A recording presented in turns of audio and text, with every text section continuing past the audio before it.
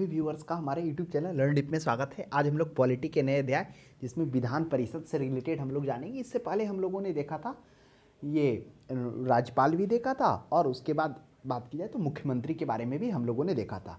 तो ये टॉपिक है, इसको हम लोग विधान परिषद, अगर समय बच गया तो हम लोग विधानसभा को भी लेके चलेंगे ताकि ये टॉपिक जो रिलेटेड है वो सभी साथ में खत्म हो जाए। तो विधान परिषद से रिलेटेड यानी विधानमंडल हम लोग पढ़ रहे हैं। इस विधानमंडल में जो स्थान है उसमें राज्यपाल का, विधान परिषद का और विधान सभा का, जो अनुच्छेद 168 के अनुसार हम लोगों ने देखा था कि किस तरह से क्या कहा गया है कि राज्य में विधानमंडल में राज्यपाल के अतिरिक्त एक या दो क्या होंगे, सदन शामिल होंगे। और इसी के तहत हम लोगों ने देखा था विधान परिषद में जो 6 राज्यों में विधान परिषद की भी सुविधा की गई थी। बाकी अन्य भी राज्यों के बारे में हम लोगों ने जाना था। तो आज हम लोग उसको देखेंगे कि किस तरह से जो विधानमंडल के जो अन्य 2 सदन हैं उनमें से विधान परिषद के बारे में जानेंगे। पहला प्रश्न करा है, राज्य विधानमंडल का ऊपरी सदन कौन सा है? ऑप्शन में है विधान परिषद, विधानसभा, राज्यसभा और लोकसभा। राज्यसभा की बात की जाए तो हम लोगों ने इससे पहले जो टॉपिक था संसद के बारे में उसमें से हम लोगों ने देखा था। बाकी आगे भी हम लोग, अगर इसका नहीं सॉल्यूशन हुआ तो आगे हम लोग इसका डिटेल पूर्वक देखेंगे कि किस तरह संसद में होता है। तो ठीक केंद्र स्तर पर संसद में राज्यसभा, लोकसभा और राज्य स्तर पर विधानमंडल और विधानसभा होता है। तो ऊपरी सदन होता है वह विधान परिषद होता है जो ऊपरी सदन कहलाता है, और निम्न सदन विधानसभा होता है। अब इसकी चर्चा संविधान में कहाँ की गई? तो अनुच्छेद 171 में देखेंगे तो उसके अंतर्गत विधान परिषद की संरचना का उल्लेख किया गया। हाँ, विधान परिषद के गठन की बात 169 में की गई है, लेकिन हम यहाँ पे पूछ रहे हैं कि किस में ऊपरी सदन के रूप में कहा गया। तो अनुच्छेद 171 में इसकी संरचना की बात की गई और इसमें कहा गया है कि राज्य विधानमंडल क्या होगा, वह उच्च सदन होगा। तो इस प्रश्न का सही जवाब हो जाएगा विधान परिषद हो जाएगा। हालांकि आगे हम लोग देखेंगे कि जो विधायिका है वह क्या होता है, वह विधानसभा ही होता है, यानी जो विधि का निर्माण होता है वह विधानसभा में होता है। विधान परिषद का विधानसभा के तुलना में बहुत ही कम शक्ति है। नेक्स्ट 2 में देखिए, 2 में कह रहा है कि भारत में राज्य विधान पालिकाओं का उच्च सदन कौन सा है? तो कह रहा है भारत में उच्च राज्य विधान पालिकाओं का, तो वही बात हो गया जो अभी हम लोगों ने देखा कि राज्य पालिकाओं का उच्च सदन किसे कहा गया? वह कहा गया विधान पालिका परिषद। विधान पालिका कहने का मतलब जिसके अंतर्गत में विधानमंडल में आ जाता है विधान परिषद, वही है। आपको थोड़ा सा क्या किया, विधान पालिका का यूज यहाँ पे क्या, तो वह हो जाएगा विधान परिषद हो जाएगा, जिसमें हम लोगों ने देखा था कि अनुच्छेद 171 में क्या कहा गया, विधान परिषद की संरचना का उल्लेख किया गया है तथा विधानमंडल का उच्च सदन है, यह भी इसमें कहा गया है।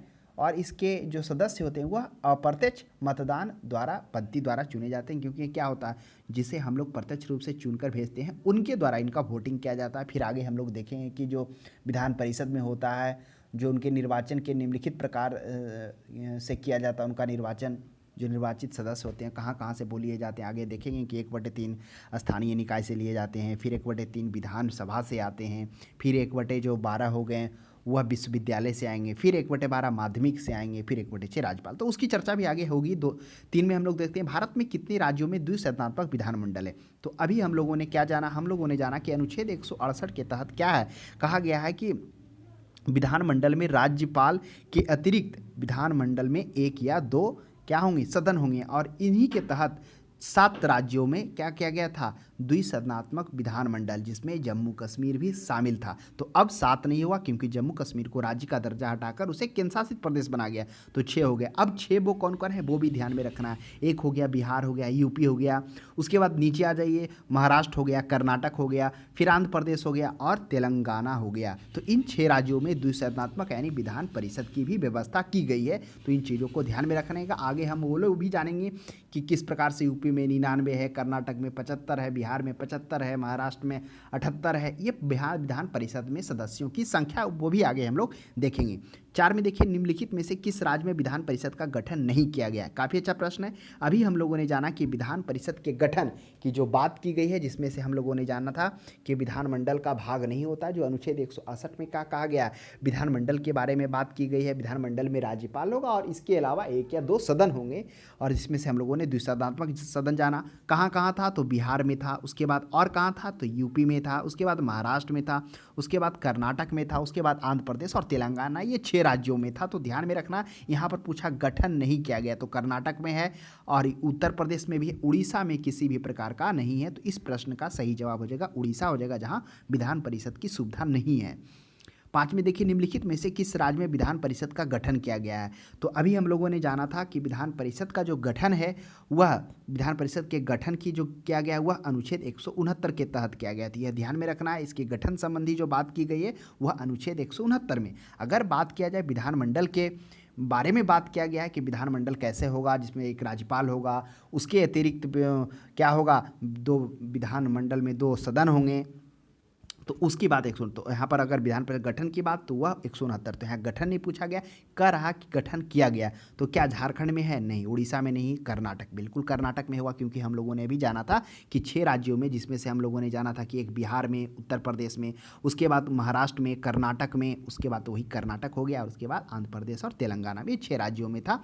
और हालांकि पहले जम्मू कश्मीर में भी था। तो आपको ये पता होना चाहिए कि जम्मू कश्मीर को केंद्र शासित प्रदेश बना दिया गया, उसे राज्य को हटाकर उसके 2 भागों में जम्मू कश्मीर को एक रखा गया, एक केंद्र शासित प्रदेश, लद्दाख को एक। और आगे हम लोग एक इंटरेस्टिंग और प्रश्न जानेंगे कि किस केंद्र शासित किस राज्य को हटाकर केंद्र शासित प्रदेश में बनाने पर वहाँ की विधायिका, मतलब वहाँ विधायिका है ही नहीं। तो वो हम लोग आगे देखेंगे। 6 में देखिए, 6 में करा निम्नलिखित में से किस राज्य में द्विसदनात्मक विधानमंडल है। तो अब करा द्विसदनात्मक विधानमंडल है। तो अभी हम लोगों ने जाना द्विसदनात्मक विधानमंडल 6 राज्यों में है। पहले कितना था? पहले 7 था, लेकिन अब क्या हो गया? अब 6 राज्य हो गया। 6 में से हम लोगों ने जाना था बिहार में है, बिहार के बाद यूपी में है, और उसके बाद हम लोग जाना था महाराष्ट्र में है, कर्नाटक में है, आंध्र प्रदेश और तेलंगाना। तो इन सभी के बारे में देखा था। तो हम लोग जानते हैं कि आखिर बिहार में कितना है। तो सबसे ज़्यादा पहले बिहार, यूपी से लेते हैं। यूपी में सबसे ज़्यादा वहाँ पर कितना, 99 विधान परिषद की संख्या है। उसके बाद ले लेते हैं महाराष्ट्र में 78 है। महाराष्ट्र के बाद आ जाइए कर्नाटक में 75 है, बिहार में भी 75 है, और सबसे कम आपको आ जाइए वो था, कहाँ था ये, जम्मू कश्मीर था। तो इन चीज़ों को ध्यान में रखना है आपको, क्योंकि जम्मू कश्मीर तो हटा दिया गया उसे। तो इस प्रश्न का द्विसदनात्मक विधानमंडल वह ऑप्शन नंबर में हो जाएगा कि किस में है, वो महाराष्ट्र में, तो ओनली महाराष्ट्र हो जाएगा। तो इस प्रश्न का सही जवाब हो जाएगा महाराष्ट्र, बाकी में नहीं है। साथ में देख लीजिए निम्नलिखित में से किस राज्य में विधानमंडल का ऊपरी सदन या विधान परिषद नहीं है। करा किस राज्य में ऊपरी सदन विधान परिषद को कहा जाता है, और इसके बारे में चर्चा अनुच्छेद 171 में कहा गया, क्योंकि अनुच्छेद 171 में क्या किया गया, विधान परिषद की संरचना का उल्लेख किया गया, और इसमें राज्य के विधानमंडल को उच्च सदन तथा अप्रत्यक्ष मतदान पद्धति द्वारा चुने जाते हैं, उसकी चर्चा हुई है। इन सभी की हुई। इसमें कहा गया है कि विधान परिषद में कम से कम जो कितने होंगे, 40 होंगे सदस्यों की संख्या, और अधिक से अधिक विधान सभा का 1/3 सदस्य होंगे। तो ये चर्चा की गई है संरचना के तहत में। तो हम लोगों ने यहाँ पर जाना तो उत्तर प्रदेश हो जाएगा ऊपर, अच्छा नहीं है तो यूपी में तो है ही, यूपी में भी हम लोगों ने जाना था 99 है। उसके बाद बिहार में जाना था कि 75 है, उसके बाद महाराष्ट्र में जाना था कि 78 है, और उसके बाद कर्नाटक में जाना था हम लोगों ने 75 है। तो यह हो जाएगा पश्चिम बंगाल में कोई नहीं है, तो ऑप्शन हो जाएगा पश्चिम बंगाल। 8 में देख लीजिए निम्नलिखित राज्यों में से कहाँ विधान परिषद है। अब विधान परिषद की चर्चा हुई है तो आप गौर करिए, बिहार में है, अभी चर्चा किए थे, दिल्ली में नहीं है, हिमाचल प्रदेश में नहीं है, केरल में नहीं है, तो केवल 4 हो जाएगा ऑप्शन। नेक्स्ट 9 में देखते हैं समानता विधानमंडल के ऊपरी सदन के सदस्यों की कुल संख्या निचले सदन की कुल संख्या का कितना होता है। तो इसकी चर्चा हम लोग अभी किए थे। क्या किए थे? इसमें हम लोगों ने देखा था कि अनुच्छेद 171 में इसकी संरचना की बात की गई है, जिसमें हम लोगों ने देखा था कि विधान परिषद को उच्च सदन कहा गया, तथा हम लोगों ने यह भी जाना था कि जो इसके जो मतदान होते हैं, सदस्य होते हैं, अप्रत्यक्ष मतदान पद्धति के द्वारा चुने जाते हैं। अप्रत्यक्ष जिसमें जनता प्रत्यक्ष रूप से भाग नहीं लेती है, जनता के द्वारा चुने हुए प्रतिनिधि इसमें भाग लेते हैं, तो इसके द्वारा चुना जाता है। फिर हम लोगों ने जाना कि कम से कम 40 होता है, और अधिक से अधिक विधानसभा का 1/3 होना चाहिए। तो कुल संख्या निचले सदन संख्या का कितना होना चाहिए, वह 1/3 होना चाहिए। यानी विधानसभा का 1/3 ही क्या हो सकता है, इसके सदस्य विधान परिषद के हो सकते हैं। तो वही कर रहे हैं। तो ऑप्शन नंबर क्या हो जाएगा कि ऊपरी सदन के सदस्यों की कुल संख्या निचले सदन की संख्या की 1/3 होना चाहिए। तो इस प्रश्न का 9 का सही जवाब हो जाएगा, ऑप्शन नंबर बी हो जाएगा। नेक्स्ट देखते हैं विधान परिषद के सदस्य संख्या कम से कम कितनी होनी चाहिए। अब देखिए करा विधान परिषद के कम से कम, तो अभी हम लोग चर्चा किए थे कि अनुच्छेद 171 में जिसमें संरचना संबंधी बात की गई है, विधान परिषद में सदस्यों की संख्या कम से कम 40 और अधिक से अधिक संबंधित विधानसभा की कुल सदस्य संख्या का 1/3 होगी। तो क्या हो जाएगा, कम से कम जो 40 हो जाएगा, तो ऑप्शन में 40 है तो 40 होगा।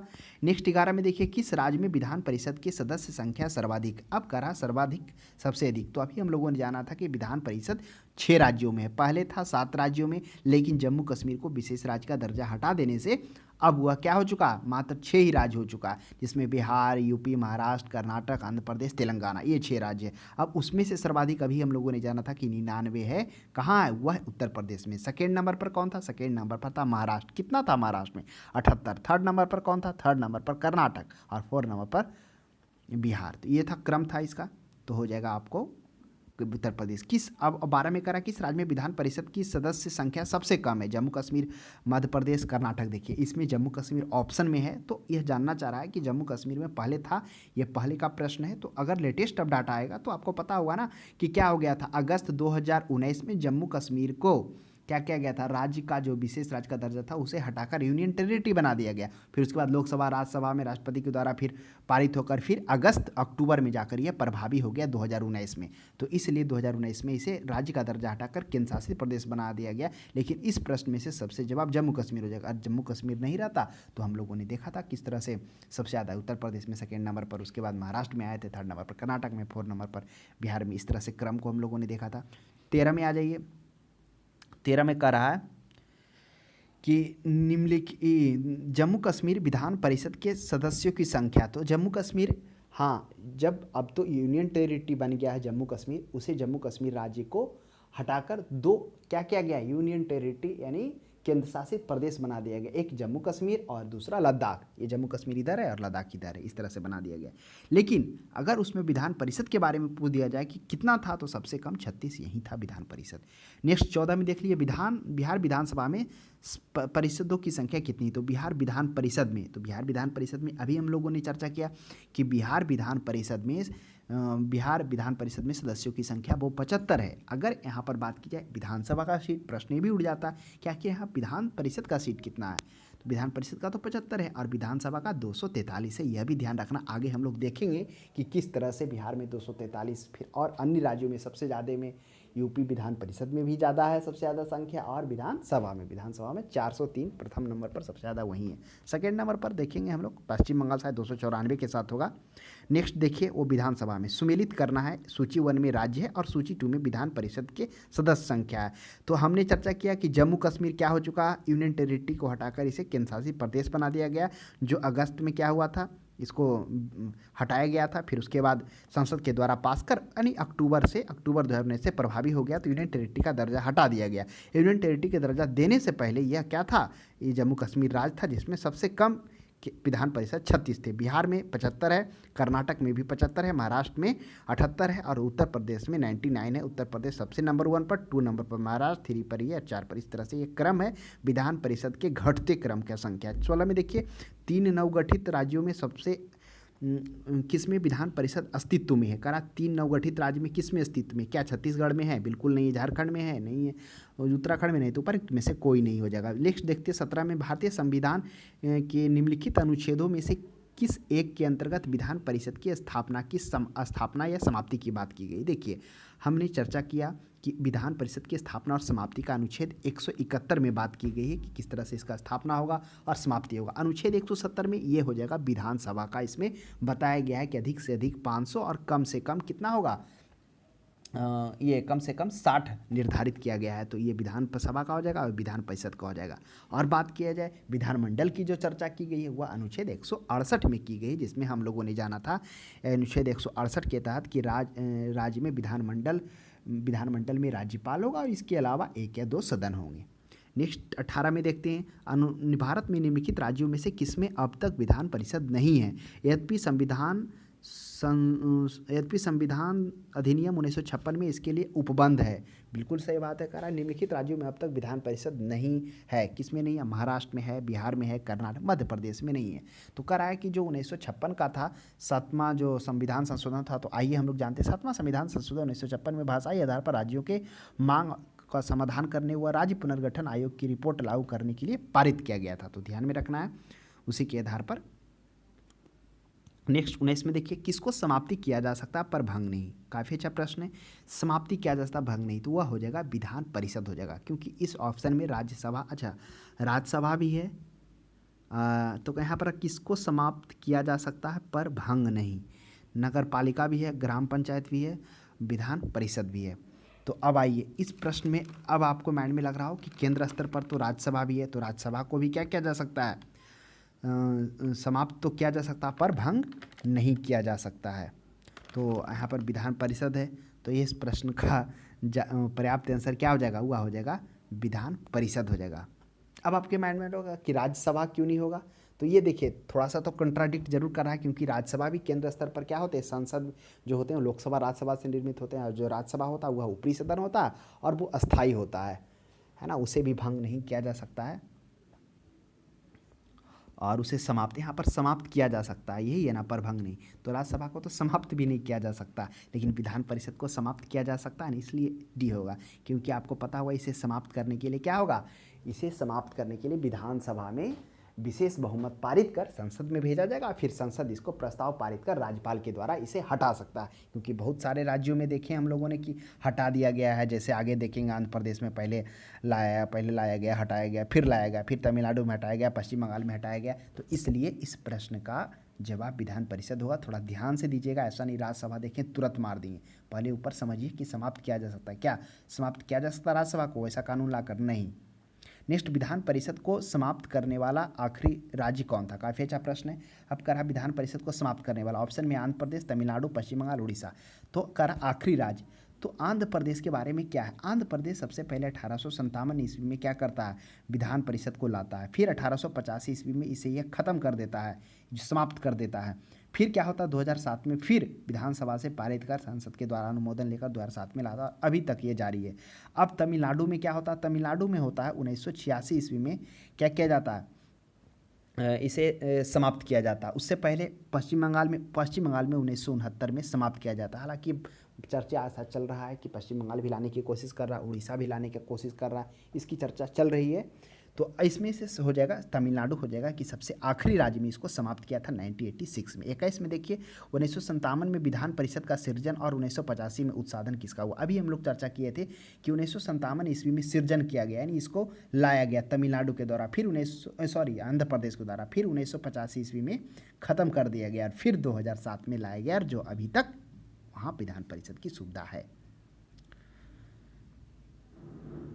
चलिए, ये हम लोग को था 21 तक था, अब हम लोग 22 में आएंगे। 22 में करा है क्या किसी राज्य में विधान परिषद के उत्साधन का अर्थ होता है कि प्रक्रिया परिषद की कोई भूमिका होती है, यानी कि ये उत्साधन का मतलब हो गया उसे क्या कहिएगा उसको, चेष्टा, मतलब लाने की चेष्टा, उसको हौसला, वही होता है उत्साधन का मतलब मुख्य रूप से लाने के लिए। तो क्या विधान परिषद के उत्साधन की प्रक्रिया में विधान परिषद कोई भूमिका होती है, बिल्कुल कोई भूमिका नहीं होती। जो भी भूमिका होती है विधानसभा की भूमिका होती है, क्योंकि विधानसभा क्या करता है, इसमें नियम है कि विधान परिषद लाने के लिए कोई भी राज्य का विधानमंडल में यानी विधानसभा में वह विशेष बहुमत के द्वारा, विशेष बहुमत कैसा, देखिए एक विशिष्ट और विशेष बहुमत, हमने इसकी चर्चा बहुतों बार की है कि विशिष्ट बहुमत राष्ट्रपति को हटाया जाता है और विशेष बहुमत साधारणतः 2/3 जो होता है उपस्थित और मत देने वाले सदस्यों की संख्या का 2/3, यही होता है कुल उपस्थित और बहुमत, कुल उपस्थित बहुमत और मत देने वाले सदस्यों का 2/3 होता है। तो वही होता है, वो क्या होना चाहिए, विशेष बहुमत द्वारा विधानसभा द्वारा पारित कर संसद में अनुमोदन, फिर संसद उसको अनुमोदन देगा, फिर राज्यपाल के द्वारा वहाँ पर सृजन और समाप्त किया जाएगा, तो नहीं हो जाएगा। 23 में देखिए क्या किसी राज्य में विधान परिषद की सृजन अथवा उत्साधन के लिए संवैधानिक संशोधन की आवश्यकता होती है। तो खरा विधान परिषद के सृजन अथवा उत्साधन के लिए संवैधानिक संशोधन की आवश्यकता होती है, बिल्कुल नहीं, कोई भी संविधान संशोधन की आवश्यकता नहीं है इसके लिए प्रावधान बना हुआ है कि कोई भी राज्य क्या कर सकता है, 2/3, जिसमें से हम लोगों ने जाना कि अनुच्छेद 171 में उसकी संरचना के बारे में बताया गया है और उसके स्थापना और समापन के बाद में अनुच्छेद 169 में विधान परिषद के गठन और स्थापना संबंधी भी बात की गई है। नेक्स्ट 24 में देखिए किसी राज्य में विधान परिषद के सृजन अथवा उत्साधन का मतलब अभी हम लोगों ने देखा, अगर इसका शाब्दिक अर्थ देखेंगे तो चेष्टा, हौसला ही निकलेगा, यानी उसको लाने की हेतु किसी राज्य की विधानसभा में एक संकल्प पारित करती है। बिल्कुल सही बात है, जिसके अनुसरण में संसद अधिनियम बनाती है, यह भी सही है। विधानसभा यह संकल्प किस प्रकार पारित करती है, तो काफ़ी अच्छा प्रश्न है। तो विधानसभा क्या करती है, साधारण बहुमत द्वारा करती है, मतदान करने वाले सदस्यों के 2/3 बहुमत द्वारा करती है, कुल सदस्य संख्या के बहुमत द्वारा तथा उपस्थित एवं मत देने वाले सदस्यों के 2/3 बहुमत। तो क्या होता है, इसका होगा ऑप्शन नंबर सी हो जाएगा कि कुल सदस्य संख्या के बहुमत, जो कुल सदस्य संख्या के बहुमत हैं बहुमत द्वारा तथा उपस्थित एवं मतदान देने वाले सदस्यों के 2/3 बहुमत के द्वारा पास कर दिया जाता, फिर से संसद में भेजा जाता, फिर संसद इसे साधारण बहुमत द्वारा पारित कर राज्यपाल के अनुमोदन से उसको या तो सृजन कर सकती है या फिर समाप्त कर सकती है। तो ध्यान रखिएगा, ऐसा नहीं प्रश्न तुरंत पढ़े 2 मार दिए 2/3, तो 2/3 यहाँ पर सिर्फ मतदान करने वाले सदस्यों, तो मतदान करने वाले सदस्यों का नहीं, पूरा यहाँ पे कह रहा उपस्थित, यही इसी को तो विशेष बहुमत कहते हैं ना। और विशिष्ट बहुमत में आप देखेंगे राष्ट्रपति में प्रयोग होगा, जिसमें हम लोग जानेंगे कि विशिष्ट में क्या हो जाता है। विशिष्ट में हो जाता है कि कुल सदस्य संख्या के कम से कम 2/3। तो कुल सदस्य संख्या सोच लीजिए, संसद के प्रत्येक सदन की कुल संख्या 543 लोकसभा का है, तो उस आधार पर वो चलता है। तो चर्चा उसकी हम लोग वहाँ किए थे राष्ट्रपति में। 25 में देखिए, विधान परिषद के सदस्य कितने वर्षों के लिए निर्वाचित होते हैं। जिस तरह से विधान परिषद के सदस्य जितने वर्षों के लिए निर्वाचित होते हैं और उतने ही वर्षों के लिए राज्यसभा में निर्वाचित होते हैं, तो वह होते हैं 6 वर्षों के लिए निर्वाचित होते हैं। तो ध्यान में रखिएगा, इस प्रश्न का सही जवाब हो जाएगा 6 वर्ष हो जाएगा। और ठीक राज्यसभा में भी आप देखेंगे तो वह 6 वर्षों के लिए निर्वाचित होता है।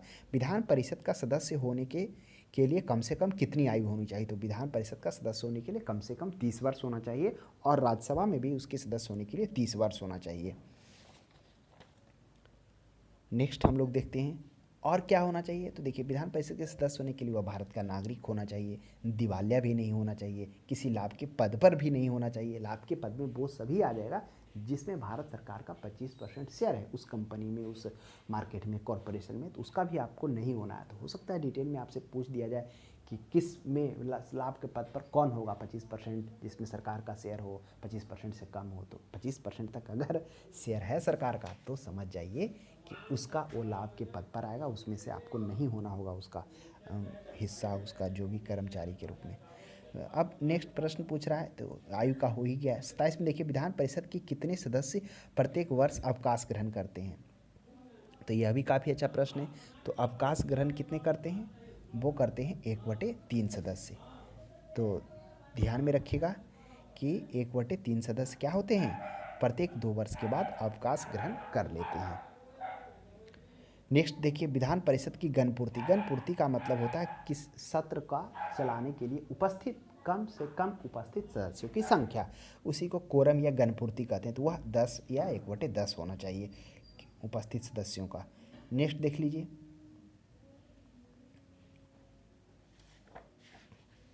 तो अब देखिए, अब इसमें थोड़ा सा क्या होता है, कभी कभी ऑप्शन में 10 दे देता है या 1/10 दे देता है, तो आपको वहाँ पर घबराना भी नहीं है ना, क्योंकि गणपूर्ति में सदन के कुल संख्या का, जो कुल संख्या है सदन का, उसका 10वां भाग उपस्थित होना ही होना चाहिए।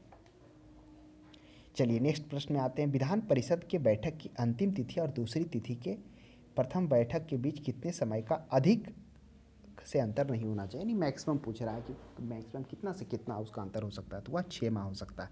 क्या 6 माह सिर्फ विधानमंडल के लिए होता है, विधान परिषद के लिए नहीं। राज्य अगर संसद में देखेंगे तो राज्य सभा के लिए भी और लोकसभा के लिए भी यही चीज़ होता है कि कम से कम 6 माह से अधिक अंतर नहीं होना चाहिए।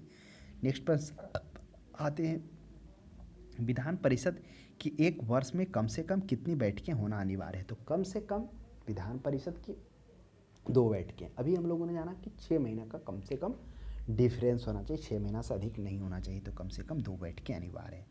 ऐसे जनरली 3 बैठकें होती है समानतः। बजट काल एक में बजट काल में चलता है और शीतकालीन, ग्रीष्मकालीन। 31 में देखिए, किसी राज्य में विधान परिषद की संरचना तथा विघटन किया जाता है। तो किसी राज्य में विधान परिषद में संरचना अथवा विघटन किसके द्वारा किया जाता, तो हम लोगों ने जाना था कि किसी राज्य में विधान परिषद की जो संरचना है अथवा विघटन, पहले तो क्या किया था, विधानसभा के द्वारा पारित कर संसद भेजा जाता है, फिर संसद उसे पारित कर राज्यपाल के द्वारा उसे विघटन करती है। तो उस राज्य की विधानसभा द्वारा, संसद द्वारा राज्यपाल की अनुशंसा पर, संसद द्वारा राष्ट्रपति द्वारा राज्यपाल की अनुशंसा पर। तो देखिए, प्रश्न काफ़ी अच्छा है और ऑप्शन भी काफ़ी अच्छा है। तो यहाँ पर ध्यान में रखना है कि संसद द्वारा राज्यपाल की अनुशंसा पर करेगा, क्योंकि आपको पता होना चाहिए ना कि राज्यपाल द्वारा विधानसभा द्वारा पारित जरूर होता है, लेकिन विधानसभा के बाद संसद आता है और फिर संसद उसको अनुमोदन देती है, तो हो जाएगा संसद द्वारा राज्यपाल की अनुशंसा पर। अब ऐसा नहीं कि राष्ट्रपति मार दिया है, क्योंकि आपको पता होगा कि राज्यपाल राष्ट्रपति के प्रसाद पर्यंत होता है, जो भी कार्य करेगा राष्ट्रपति। तो इन चीज़ों को ध्यान में रखना है। देखिए ऑप्शन दोनों दिया है, आप गलती भी कर सकते हैं। तो संसद द्वारा, क्योंकि संसद उसको साधारण बहुमत द्वारा पारित कर राज्यपाल की अनुशंसा पर उसको विघटन या सृजन कर सकता है। 32 में देखिए, किसी राज्य में विधान परिषद का सृजन अथवा समाप्ति की जा सकती है, तो किसके द्वारा समाप्ति की जा सकती है? संसद के द्वारा की जा सकती है। राज्य के राज्यपाल की संस्तुति पर राष्ट्रपति द्वारा, मंत्रिपरिषद की संस्तुति पर राज्य के राज्यपाल द्वारा, राज्य विधानसभा की तत्संबंधी संकल्प को पारित करने पर संसद द्वारा। तो क्या हो जाएगा? वह हो जाएगा राज्य विधानसभा की तत्संबंधी संकल्प को पारित करने पर संसद द्वारा। पर्याप्त आंसर यही लग ही रहा है इस चारों में से, क्योंकि पहले राज्यसभा विधानसभा उसको तत्संबंधी संकल्प यानी विशेष बहुमत करेगा। विशेष बहुमत में हम लोगों ने देखा था ना, वो कुल सदस्यों की संख्या तथा उपस्थित एवं मतदान करने वाले सदस्यों का 2/3 से वो पारित करेगा। फिर संसद में जाएगा, साधारण बहुमत द्वारा वहाँ से पारित होने के बाद वह संसद के अनुमोदन पर राज्यपाल उसको क्या करेगा? सृजन या विघटन करेगा।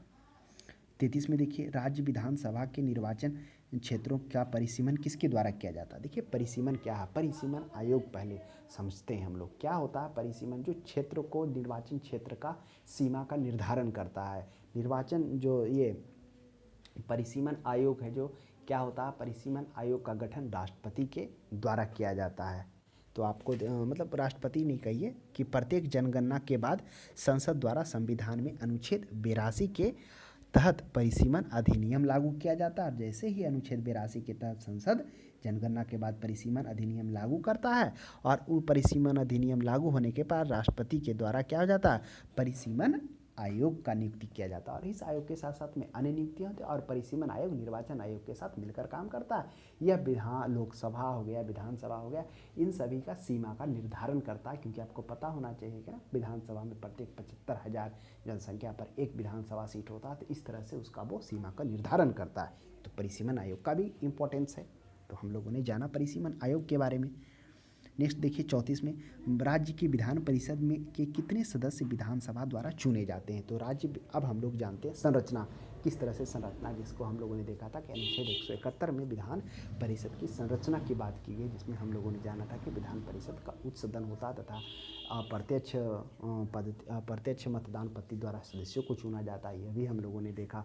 उसके बाद हम लोगों ने जाना कि कम से कम 40 सदस्य हो सकते हैं, अधिक से अधिक विधानसभा के 1/3 हो सकते हैं, वह भी हम लोगों ने जाना। अब करा, राज्य में विधान परिषद के कितने सदस्य विधानसभा द्वारा चुने जाते हैं? तो विधानसभा द्वारा चुने जाते हैं वह 1/3 सदस्य।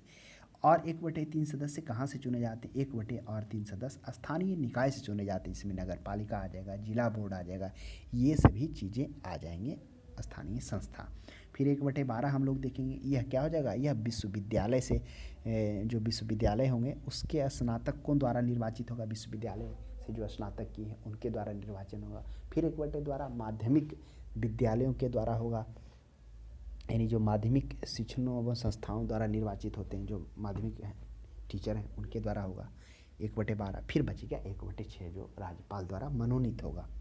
नेक्स्ट देखिए, भारत में राज्य विधान परिषद के सदस्यों का कितना हिस्सा स्थानीय निकाय? स्थानीय निकाय का मतलब हो गया, अभी हम लोग चर्चा किए थे कि वह 1/3, तो 1/3 विधानसभा से और स्थानीय निकाय से, जिसमें जिला बोर्ड आ जाता है, नगर पालिका आ जाता है, अन्य स्थानीय संस्थाएं आ जाती हैं। 36 में देखिए, विधान परिषद के कितने सदस्य राज्य के राज्यपाल द्वारा मनोनीत किए जाते हैं? तो अभी हम लोग चर्चा किए थे कि राज्य के राज्यपाल द्वारा 1/6 सदस्य मनोनीत किए जाते हैं। 1/3 हम लोगों ने जाना था, एक विधानसभा से 1/3 और दूसरा 1/3 स्थानीय निकायों से। स्थानीय निकाय में जिसमें नगर पालिका आ जाता है, जिला बोर्ड आ जाता है, अन्य स्थानीय संस्थाएं आ जाती है, वो हम लोगों ने जाना। फिर 1/3 जाना विश्वविद्यालय में स्नातकों के द्वारा निर्वाचित किया जाता है। फिर माध्यमिक में हम लोगों ने जाना था कि माध्यमिक शिक्षण संस्थाओं से किया जाता है 1/12, और फिर 1/6 मनोनीत किया जाता है राज्यपाल द्वारा। राज्यपाल अधिक से अधिक कितने सदस्य को विधानसभा में मनोनीत किया सकता है? इसके लिए कोई मिनिमम क्राइटेरिया नहीं, ये कहा गया 1/6, जितना 1/6 आएगा वो करेगा वो। चलिए 37 के बाद हम लोग 38 में आते हैं। 38 में कह रहा विधान परिषद की कुल सदस्य संख्या कितना हिस्सा के विश्वविद्यालय और स्नातकों द्वारा चुना जाता है? तो विश्वविद्यालय के स्नातकों द्वारा 1/12 चुना जाता है। विधान परिषद के कुल सदस्य संख्या का कितना भाग माध्यमिक स्कूलों, कॉलेजों और विश्वविद्यालय के शिक्षकों द्वारा निर्वाचित होता है? तो वह भी 1/12 सदस्य, क्योंकि माध्यमिक जो था शिक्षण संस्थाओं से 1/12 किया है, तो विश्वविद्यालय के स्नातकों द्वारा भी उतना चुना जाता है। 40 में देखते हैं हम लोग, उत्तर प्रदेश विधान परिषद में राज्यपाल द्वारा कितने मनोनीत कर सकता है? तो देखिए इसमें दे दिया है, क्योंकि जो मनोनीत करते होंगे राज्यपाल वो तो क्लियर ही होगा, एक एग्जैक्ट डाटा ही होगा, तो वो आपको जानना चाह रहा है कि क्या है वो, 6 है, 10 है, 12 है, 8 है। तो इस प्रश्न का जो सही जवाब आपको देखने को क्या मिल जाएगा, वह मिल जाएगा कि 10 है। अब आपके माइंड में उठ रहा होगा कि 99 है, उसका 1/1696 आ रहा है, तो लेकिन वैसा नहीं है, 10 चुना जाता है। तो ये डाटा को ध्यान में रखिएगा, अगर वहाँ से कैलकुलेट करके निकालिएगा तो 1696, क्योंकि 99% है तो आपको कम से कम 16 आ रहा है। 41 में देखिए, किसी राज्य विधान परिषद का सभापति अपने पद से त्यागपत्र देना चाहे तो अपना त्यागपत्र किसको दे सकता है? तो वह उपसभापति को दे सकता है। और आपको यह भी पता होना चाहिए, सभापति उपसभापति का जो चुनाव होता है वह अपने ही सदस्यों में से एक हो जाता है, विधानसभा के अपने सदस्यों में से किसी एक को चुन लिया जाता है। हाँ, प्रक्रिया साधारण बहुमत है, लेकिन जनरली बहुमत के आधार पर ही चुन लिए जाते हैं। नेक्स्ट 42 में देखिए, विधान परिषद साधारण विधेयक को अधिक से अधिक कितने दिन तक रोक सकता है? यह भी काफ़ी अच्छा प्रश्न है। अब कह रहा है कि विधान परिषद साधारण विधेयक हो, तो जो विधान परिषद है वह साधारण विधेयक को अधिक से अधिक 4 माह तक रोक सकता है। और 4 माह तक कैसे रोक सकता है? इसका कंडीशन है, पहली बार अगर आया हो साधारण विधेयक तो उसे 3 माह तक रोकने का अधिकार है, फिर दूसरी बार आया तो वह 1 माह तक रोक सकता है। इस तरह से करके वह अधिक से अधिक 4 माह तक डिले कर सकता है। तो इन चीज़ों को थोड़ा समझना है, नहीं तो हो सकता है आपको अच्छी नॉलेज नहीं हो तो आप गलत कर सकते हैं इसको। नेक्स्ट देख लीजिए 43 में, यदि 14 दिन के अंदर विधान परिषद विधेयक को नहीं लौटाता है तब क्या हो जाता है? देखिए, तो ये तो हम लोगों ने जाना क्या, ये जाना कि वित्त विधेयक को 14 दिन के अंदर, तो क्या होता है वित्त विधेयक के मामले में खासकर जनरली समानता विधान परिषद को क्या है कि विधानसभा की तुलना में बहुत कम पावर है, खासकर चाहे साधारण विधेयक हो चाहे वो वित्त विधेयक हो। तो वित्त विधेयक अगर विधानसभा से पास होकर विधान परिषद में पहुंचता तो मात्र 14 दिन के तक ही उसको क्या होता है, अधिकार होता है। अगर 14 दिन के अंदर वो विधान परिषद पारित नहीं करता, वो स्वतः पारित मान लिया जाता है। क्या यह कंडीशन सिर्फ विधान परिषद के साथ में होता है? नहीं, केंद्र स्तर में राज्यसभा के साथ भी वही होता है कि अगर वह वित्त विधेयक को 14 दिन के अंदर पारित नहीं करे तो वह स्वतः पारित मान लिया जाता है। तो ये ध्यान में रखना है। और आपको ऊपर वाले प्रश्न में हम लोगों ने क्या देखा था कि साधारण विधेयक को विधान परिषद तो 4 माह तक रोक सकती है, लेकिन केंद्र में क्या हो जाता है कि राज्यसभा साधारण विधेयक को 6 माह तक रोक सकती है। तो इसलिए पैरेलल करके चल रहे हैं कि थोड़ा आप कंफ्यूज नहीं हो, है ना। 44 में देखिए, किसी साधारण विधेयक को विधान परिषद अधिक से अधिक कितने दिनों तक रोक कर रख सकती है? ये भी वही प्रश्न पूछना चाह रहा है कि 4 माह है, 6 माह, 1 माह है। तो हमने अभी जाना कि साधारण विधेयक को पहली बार जब आता है तो विधान परिषद 3 माह तक रोक सकता है, उसके बाद फिर अगर भेजा जाता है तो 1 माह तक रोक सकता है। इस तरह से टोटल 4 माह तक अधिक से अधिक वो रुकावट डाल सकता है, उसके बाद स्वतः पारित माना जाएगा। 45 में देखिए, निम्नलिखित में से कौन सा कथन सही नहीं है? कानून बनाने में विधान परिषद भाग लेती है, तो यह गलत है। कानून बनाने में विधान परिषद नहीं होती, क्योंकि विधान परिषद की शक्तियाँ विधानसभाओं से अत्यधिक कम है। इसलिए विधान परिषद विधानसभाएं द्वारा किए गए कार्यों में केवल विलंबकारी बना सकती है। यानी कि जैसे हमने देखा कि साधारण विधेयक को 6-4 महीना तक एक तरह से विलंब भी कर सकती है, वित्त विधेयक से अधिक 14 दिन तक वो विलंब कर सकती है, यानी वो विलंबकारी ही बना सकती है सिर्फ। तो ये नहीं होगा। मंत्रियों के से प्रश्न पूछने का अधिकार विधान परिषद के सदस्यों को है, को नहीं है? यह भी सही, यह मतलब कथन सही नहीं है। तो नहीं, प्रश्न पूछने का ये अधिकार है, जब संसद चल रही हो, सदन चल रहा हो तो पूछने का अधिकार है। तो इसे चलिए, इसे रहने देते हैं, आगे बढ़ते हैं। 3 में, विधान परिषद मंत्रियों के खिलाफ अविश्वास प्रस्ताव नहीं ला सकती है। तो कौन सा कथन सही नहीं है? तो कौन सा विधान परिषद मंत्री, देखिए कानून बनाने में विधान परिषद भाग लेती है, यहाँ पर पूछ रहा है कथन सही नहीं है, मतलब कौन सा कथन सही नहीं है? तो सभी तो कथन जैसे हम लोगों ने देखा कि ठीक है कम योगदान होता है, लेकिन कानून बनाने में विधान परिषद का कुछ ना कुछ तो योगदान जाता ही जाता है। तो इस तरह से एक तो पर्याप्त लग रहा है कि वो कथन सही है ही है। 2 में है कि मंत्रियों से प्रश्न पूछने का अधिकार विधान परिषद के सदस्यों को नहीं, ऐसा नहीं है कि सदन चल रहा हो तो पूछ सकता है। तो बी थोड़ा लग रहा है डाउट। 3 में पढ़ते हैं विधान परिषद मंत्रियों के खिलाफ अविश्वास प्रस्ताव नहीं लाया जा सकता। यह भी सही बात है कि विधान परिषद मंत्री, जो विधान परिषद के मंत्री, उनके खिलाफ अविश्वास प्रस्ताव नहीं लाया जा सकता। यह सही है, क्योंकि हमने जाना कि अविश्वास प्रस्ताव सिर्फ किसके विरुद्ध लाया जा सकता है, वह लाया जा सकता है जिसकी सरकार है ना, वो विधानसभा में वो बुलाया जा सकता है, वह बुलाया जा सकता है मंत्री परिषद के विरुद्ध में। कोई भी एक मंत्री के विरुद्ध अगर अविश्वास प्रस्ताव पास हो जाता तो पूरा मंत्रिमंडल को उससे इस्तीफा देना पड़ जाता और वो भंग हो जाती। नेक्स्ट, धन विधेयक के मामले में विधान परिषद के अधिकार नहीं के बराबर है। तो यह बात भी सही है कि धन विधेयक के मामले में विधान परिषद के पास क्या नहीं के बराबर मात्र 14 दिन तक है। तो ए सी डी तीनों क्या है, कथन सही है। हाँ, कानून बनाने में क्योंकि उच्च सदन बोला जाता है तो उसमें विशेषज्ञ ही चुन के आते हैं, तो अपना योगदान देते ही देते हैं। हाँ, उनका शक्ति कम है, वो अलग बात है। तो ऑप्शन नंबर बी हो जाएगा, जो कथन सही नहीं है। 46 में हम लोग आते हैं। 46 में कह रहा है बिहार विधानमंडल किससे मिलकर बना है। तो बिहार विधानमंडल विधानसभा से मिलकर बना है कि विधान परिषद। तो बिहार विधानसभा आपको पता होना चाहिए। बिहार विधानमंडल में विधानसभा, विधान परिषद है, और विधानसभा में 243 सीट है और विधान परिषद में 75 सीट है। तो हम कह सकते हैं कि जो बिहार का विधानमंडल है वह विधानसभा से भी बना है, विधान परिषद से, और राज्यपाल का तो होना ही होना है क्योंकि राज्यपाल विधानमंडल का ही अंग है। बिहार विधानमंडल में सदस्य हैं कि क्या हैं सदस्य पर, अब जैसे ही विधानमंडल में जो सदस्य होंगे, विधानसभा है तो प्रत्यक्ष निर्वाचित भी होंगे, विधान परिषद है अप्रत्यक्ष निर्वाचित होंगे, और जैसे मनोनीत भी होंगे क्योंकि विधानसभा है तो 1/6 मनोनीत भी होंगे। विधान परिषद की सभापति क्या होते हैं, राज्यपाल द्वारा नियुक्त होते हैं, राज्यपाल पदेन होता है।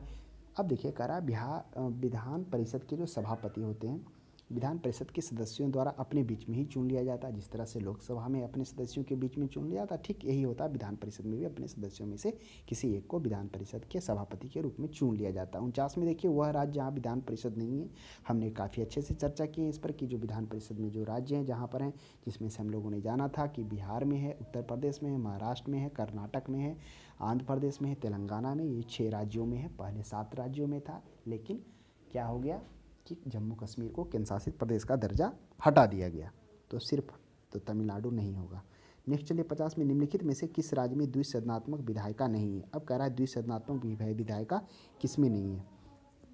तो बात करेंगे इसमें हम लोग कि द्विसदनात्मक नहीं है, तो हम लोगों ने अभी देखा कि यूपी में है, बिहार में है, महाराष्ट्र में है, कर्नाटक में है, आंध्र प्रदेश में, तेलंगाना में है। तो क्या हो जाएगा, मध्य प्रदेश में नहीं है द्विसदनात्मक व्यवस्था। एक कॉमन में देखिए, निम्नलिखित में से किस प्रदेश में विधान परिषद नहीं है। यह भी काफ़ी अच्छा प्रश्न है। विधान परिषद नहीं है तो उत्तर प्रदेश में है, कितना था वो भी हम लोगों ने जाना 99। महाराष्ट्र में भी हम लोगों ने जाना कि 78 था, बिहार में भी हम लोगों ने जाना 75 था, उत्तराखंड में नहीं है।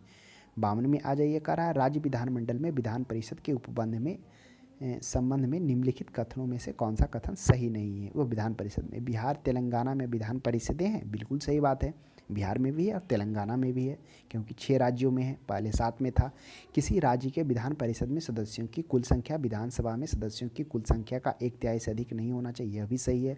मिनिमम 40, अधिक 1/3 से नहीं होना चाहिए।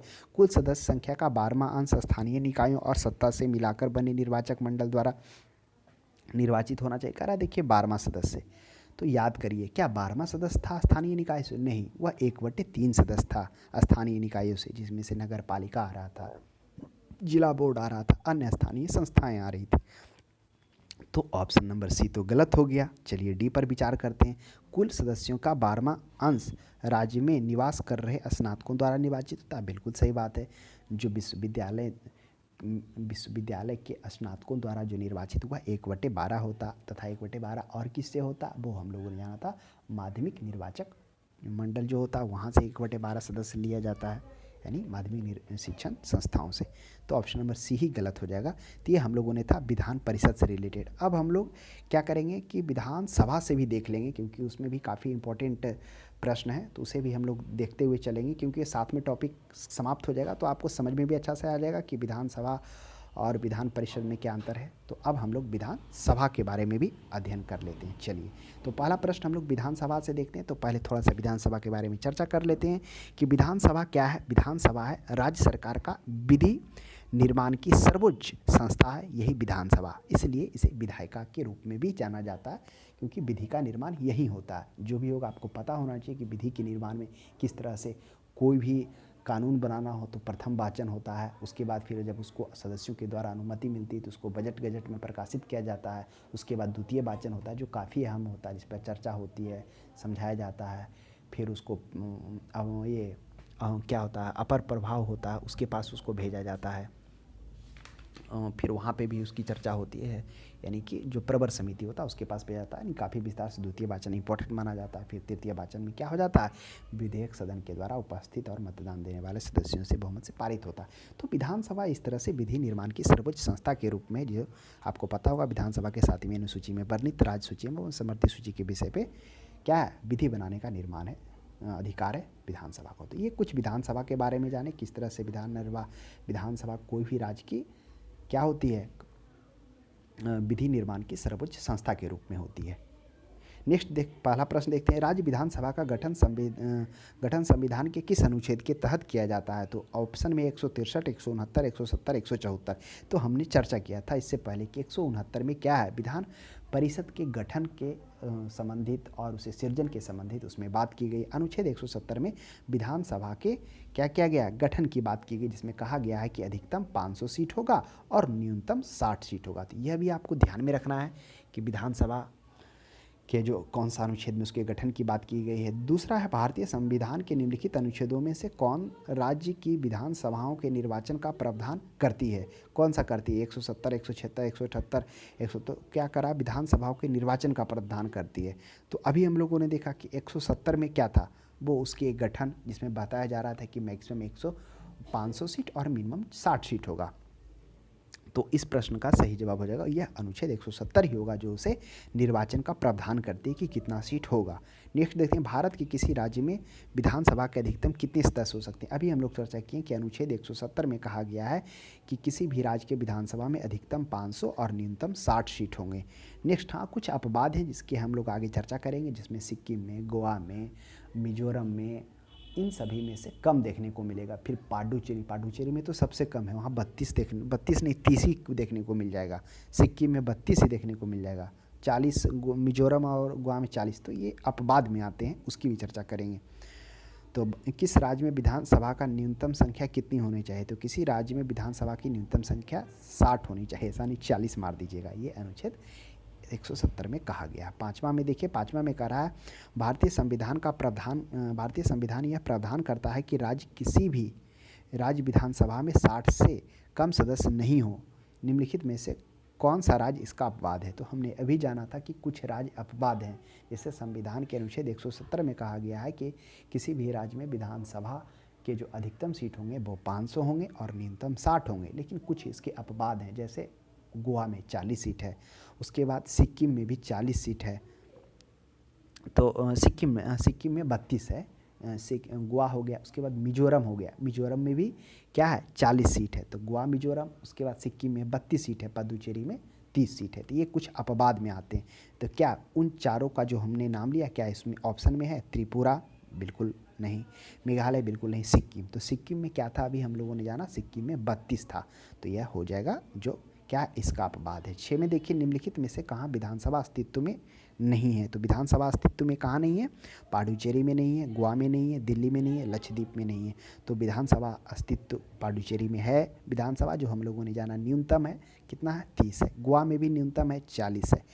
और दिल्ली में भी विधानसभा है, जो हम लोगों ने देखा था। जो अगर हाल में अगर दिल्ली की बात की जाए तो वहाँ आम आदमी पार्टी की सरकार है। उसके बाद लक्षद्वीप में कोई भी क्या है, विधानसभा नहीं है। साथ में देखिए, उस संघ राज्य का नाम बताइए जहां निर्वाचित विधानसभा एवं मंत्रिपरिषद हैं। तो क्या हो जाएगा उस संघ राज्य क्षेत्र का नाम? तो बताइए, अभी हमने चर्चा किया, क्या अंडमान निकोबार में विधानसभा है? बिल्कुल नहीं। दमन द्वीप में? बिल्कुल नहीं। लक्षद्वीप में? नहीं। पांडुचेरी में है। तो पांडुचेरी में कितना है? वह 30, सबसे कम है। नेक्स्ट देखते हैं 8 में, भारत के किन संघ शासित क्षेत्रों में विधानसभा अस्तित्व में है? तो कह रहा संघ शासित प्रदेश यानी यूनियन टेरिटरी प्रदेश। तो संघ शासित प्रदेश में क्या है? तो वह संघ शासित प्रदेश, तो सभी तो संघ शासित प्रदेश ही है, तो अब आपको पता होना चाहिए। पुडुचेरी, तो पुडुचेरी सभी ऑप्शन के साथ में है। तो पुडुचेरी में सबसे कम कितना था? 30 था। दिल्ली में भी केंद्र शासित प्रदेश है। तो अब क्या हो गया? अब तो दिल्ली और पुडुचेरी हो गया। ऑप्शन में एक दिल्ली और चंडीगढ़ भी है, तो कंफ्यूज नहीं होना, चंडीगढ़ में कोई भी विधानसभा सदस्य सीट नहीं है। 9 में हम लोग आते हैं। 9 में है, किसी राज्य में विधानसभा सदस्यों की संख्या सबसे अधिक है?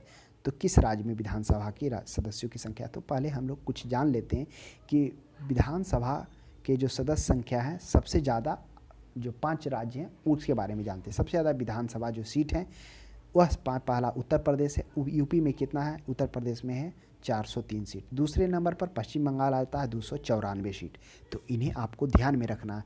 तीसरा महाराष्ट्र आता है 288 सीट, और तीसरे नंबर पर तो महाराष्ट्र आ ही गया। चौथे नंबर पर गुजरात आता है 243 सीट, और 5वें नंबर पर तमिलनाडु आता है 234 सीट। तो ये क्रम था विधानसभा में, जो क्या है 5 शीर्ष राज्यों वाले विधानसभा सीट वाले राज्य हैं, जिसमें यूपी है, पश्चिम बंगाल है, महाराष्ट्र है, और ये 243 गुजरात में भी है, बिहार में भी इतना ही है, और उसके बाद कौन था? 5वें नंबर पर तमिलनाडु था। तो ये क्रम ध्यान में रखना। वही पूछ रहा है कि निम्नलिखित जो ऑप्शन दिया हुआ है सबसे अधिक संख्या उत्तर प्रदेश हो जाएगा। तो यह भी जानिए, उत्तर प्रदेश में तो 403 विधानसभा सीट जरूर हैं। क्या यहाँ पर विधान परिषद भी है? तो बिल्कुल सही बात है, यहाँ पर विधान परिषद है। तो विधान परिषद में कितने हैं? विधान परिषद में जो 99 हैं। क्या यहाँ लोकसभा सीट भी है? तो थोड़ा सा चर्चा कर लेते हैं, अगर आ ही गया है तो। हाँ, लोकसभा भी सीट है, तो लोकसभा सीट यहाँ पे सबसे ज़्यादा वो कितना है? वो 80 सीट है। तो थोड़ा सा इसे भी ध्यान में रखेंगे। अब चर्चा हुई है ऑप्शन में मध्य प्रदेश, तो क्या मध्य प्रदेश में बिल्कुल विधानसभा होगा, क्योंकि राज्य है, विधानमंडल वहाँ भी है, तो विधानसभा है ही है। तो ये इसमें कितना हो जाएगा? इसमें 230 सीट हो जाएगा मध्य प्रदेश में, और विधान परिषद मध्य प्रदेश में नहीं है, इसलिए विधान परिषद नहीं होगा। हाँ, लोकसभा सीट जरूर होगा, कम है, 29 है। बिहार में विधान परिषद सीट 243 है, और विधान परिषद भी यहाँ है। तो विधान परिषद अगर यहाँ है तो कितना हो जाएगा? विधान परिषद यहाँ था 75 था ना। हाँ सही है, 75 ही था। अब नेक्स्ट देखिए, अब यहाँ पर लोकसभा सीट बिहार में कितना है? तो याद करिए, 43 है या 42 है, या वही उससे कम है? तो उससे भी कम है, 40 है लोकसभा सीट है। अब ये हो गया। और राजस्थान में आ जाइए, राजस्थान में विधानसभा का सीट कितना है? तो राजस्थान में विधानसभा का सीट 200 है। अब लोकसभा का सीट कितना है? तो लोकसभा का सीट 25 है। तो ये कुछ क्रम था जो हम लोगों ने जाना कि विधानसभा की सीट सबसे ज़्यादा क्रम से 5 राज्यों के नाम जाना। साथ में हम लोगों ने कुछ और भी लोकसभा की भी चर्चा कर रही है, कुछ सीटों की। 10 में देखिए, किन 2 राज्यों के जोड़ों में विधानसभा सीटों की संख्या बराबर है? करा कौन सा ऐसा 2 राज्य है जहाँ पर विधानसभा सीट बराबर है? आइए थोड़ा सा चर्चा करते हैं। कर्नाटक में कितना सीट है? याद करिए, कर्नाटक में विधानसभा का तो हम लोग चर्चा किए थे कि विधानसभा कर्नाटक में 225 थे, क्योंकि कर्नाटक में क्या था? विधान परिषद भी था। और मध्य प्रदेश में अभी चर्चा की है 230। तो चलिए ऑप्शन नंबर बी तो सेट नहीं हुआ। चलिए डी में आ जाइए। डी में पंजाब, हाल ही में बात की जाए तो वहाँ क्या हुआ? चुनाव हुआ था, वहाँ पंजाब में 117 सीट। उड़ीसा में बात किया है तो सोचिए, उड़ीसा में 147 सीट। चलिए यहाँ भी बराबर नहीं हुआ। अब हरियाणा में आते, हरियाणा में भी आने वाला 2022 के लास्ट तक में चुनाव होने वाला है, तो उसे भी ध्यान में रखते हैं। तो हरियाणा में कितना सीट है? तो हरियाणा में जो सीटों की संख्या है लोकसभा, ये विधानसभा, वो है 90। और छत्तीसगढ़ में कितना है? याद करिए, छत्तीसगढ़ में भी है 90। तो चलिए ये डाटा तो सेट हो गया 90 का। अब बिहार और तमिलनाडु, बिहार में तो 243 और तमिलनाडु में 235 था। तो इस तरह से ऑप्शन नंबर सी इसका पर्याप्त हो जाएगा। 11 में आ जाइए, उत्तर प्रदेश की विधानसभा में सदस्यों की संख्या कितनी है? काफ़ी अच्छा प्रश्न है। 424, 403। तो विधानसभा पदों की संख्या 403 है। हाल ही में यहाँ चुनाव हुआ था, जो आपको पता होगा, बीजेपी के यहाँ पूर्ण बहुमत आई 403 सीटों में। तो 403 हो जाएगा। 12 में देखिए, असम विधानसभा में कितने सदस्य हैं? तो असम की जो विधानसभा है उसमें सदस्यों की संख्या कितनी है? 125, 126, 127, 128। तो याद करिए कितना होना चाहिए? वह होगा 126। तो यह ध्यान में रखना। असम विधानसभा में। बिहार विधानसभा में सीटों की संख्या चर्चा बहुत बार हुई है, 243 विधान परिषद की है, और विधानसभा की, और परिषद की 75, और लोकसभा सीट 40 यहाँ है। चलिए नेक्स्ट में आते हैं। 14 में कह रहा है विधानसभा के प्रत्येक सदस्य कम से कम कितनी जनसंख्या का प्रतिनिधित्व करते हैं, यानी विधानसभा का सीट जो निर्धारित होता है वो कितनी जनसंख्या को रखा जाता है, तो वह 75,000 की जनसंख्या पर विधानसभा सीट का क्या हो जाता है, प्रतिनिधित्व करते हैं। यानी एक प्रतिनिधित्व 75,000 लोगों का प्रतिनिधित्व करते हैं एक एमएलए। तो यह भी ध्यान में रखना, अच्छा प्रश्न है। 15 में देख लिए समानता विधानसभा का कार्यकाल कितने वर्ष का होता है। जिस तरह से हम लोगों ने जाना था विधान परिषद का कार्यकाल, तो विधानसभा का जो कार्यकाल हुआ 5 वर्ष का होता है। इसकी जो योग्यताएं हैं 5 वर्ष का तो है, योग्यता भी ध्यान में रखा, भारत का नागरिक हो, इसमें आयु 25 वर्ष को जाता है, वो भी चर्चा हो जाएगी, दिवालिया नहीं हो। जम्मू कश्मीर राज्य की विधानसभा का कार्यकाल, देखिए जम्मू कश्मीर के बारे में हम लोगों ने चर्चा विधान परिषद में भी किया कि जम्मू कश्मीर क्या था, पहले केंद्र शासित प्रदेश था, लेकिन क्या हो गया, जम्मू कश्मीर को राज्य का दर्जा हटाकर उसे यूनियन टेरिटरी बना दिया गया। 2 यूनियन टेरिटरी, एक जम्मू कश्मीर और एक लद्दाख बना दिया गया। तो जब यूनियन टेरिटरी बनाने से पहले, जब यूनियन टेरिटरी कब बना, वह बना 2019 में, अगस्त में ये इसको लागू किया गया, उसके बाद संसद के द्वारा पारित किया गया, फिर इसके बाद वो बना, उसके बाद अक्टूबर 2019 में लागू हो गया। तो पहले 6 वर्ष का वहाँ कार्यकाल होता था, वो ध्यान में रखना है आपको। 17 में देखिए राष्ट्रीय आपातकाल की उद्घोषणा के प्रवर्तन की स्थिति में विधानसभा की अवधि को कितने समय के लिए बढ़ाया जा सकता है। अब जम्मू कश्मीर में एक माइंड में प्रश्न भी उठ रहा है, हाँ परिषद का भी था 6 वर्ष और विधानसभा की, तो हाँ बिल्कुल सही बात है, दोनों वही था। अब 17 में देखिए राष्ट्रीय आपातकाल की उद्घोषणा, जब राष्ट्रीय आपातकाल, आप याद करिए राष्ट्रीय आपातकाल के किस में चर्चा था, अनुच्छेद 352 में की, 56 में की, 60 में। तो राष्ट्रीय आपातकाल अनुच्छेद 352 में चर्चा की गई थी, जिसमें हम लोगों ने जाना था कि राष्ट्रीय आपातकाल 3 परिस्थिति में लगाया जा सकता है, जब क्या हो, बाह्य आक्रमण की बात हो, युद्ध की बात हो, या आंतरिक नहीं कहिए, आंतरिक तो हटा ही गया था, उसमें सशस्त्र विद्रोह की बात है। 3 कंडीशन में क्या हो सकता है, यह लगाया जा सकता है। और जिसमें से हम लोगों ने यह भी जाना था कि इसमें क्या हो जाता है, अनुच्छेद 20 और 21 को छोड़कर बाकी सभी ये लागू हो जाता है, तो जो मौलिक अधिकार है वो बंद हो जाता है। तो ये था राष्ट्रीय आपातकाल के समय में हम लोगों ने जाना कि राष्ट्रीय आपातकाल किन परिस्थिति में लगता है, तो उस कंडीशन में 1 वर्ष के लिए इसको बढ़ाया जा सकता है। यही था कंडीशन, वहाँ पे हम लोगों ने डिटेल से जब आपात बंद पड़ा था तो हमने देखा था जब एक बार क्या हो जाता, लागू हो जाता, तो 6 महीना के अंदर उसे संसद द्वारा क्या करना होता, उसे अनुमोदन देना होता। और अनुमोदन 6 महीना, मतलब 6 महीना के अंतराल पर अनुमोदन, तो एक ही महीना में उसको करना होता, पारित करना होता है। तो अगर 1 महीना के अंदर में पारित नहीं हुआ तो वह क्या स्वतः ही समाप्त हो जाएगा। तो 6 माह कर इसे अनंत काल के लिए बढ़ाया जा सकता है। चलिए 18 में देखिए, 18 सर्वप्रथम किस राज्य की विधानसभा का विघटन प्रथम बैठक होने से पहले ही कर दिया गया था। कह रहा है कौन ऐसा राज्य है जो विधानसभा का विघटन प्रथम बैठक होने से पहले ही कर दिया गया था। काफ़ी अच्छा प्रश्न है। तमिलनाडु है, आंध्र प्रदेश है, केरल है और कर्नाटक है। तो इस प्रश्न का सही जवाब है वो केरल ऐसा राज्य है जो विधानसभा के गठन होने से पहले ही विघटन कर दिया गया था। विधानसभा की सदस्यता के लिए उम्मीदवार को कितने वर्ष से कम नहीं होना चाहिए, तो कम से कम जो उसकी जो है भारत का नागरिक होना चाहिए, उसकी आयु विधानसभा के लिए 25 वर्ष होना चाहिए, दिवालिया नहीं होना चाहिए, लाभ के पद पे नहीं होना चाहिए, इन चीज़ों को ध्यान में रखा जाता है। 20 में देखिए विधानसभा की गणपूर्ति कोरम कुल संख्या का कितना हिस्सा होता है। तो कोरम हमने देखा था किसी भी सत्र को चलाने के लिए उपस्थित जो सबसे कम संख्या होती है वह 1/10 होना चाहिए, यानी जो सदस्य हैं उसके सदस्यों का 1/10 होना चाहिए गणपूर्ति के लिए। विधानसभा का सत्र वर्ष में कम से कम कितनी बार आहूत होना चाहिए, वह कम से कम 2 बार आहूत होना चाहिए। सामान्यतः 3 बार होता है, एक बजट काल होता है, ग्रीष्मकालीन होता है और शीतकालीन होता है, ये 3 बार समानता होता है, लेकिन कम से कम पूछा है तो वही 2 बार, और अंतर 6 माह से अधिक नहीं हो सकता है।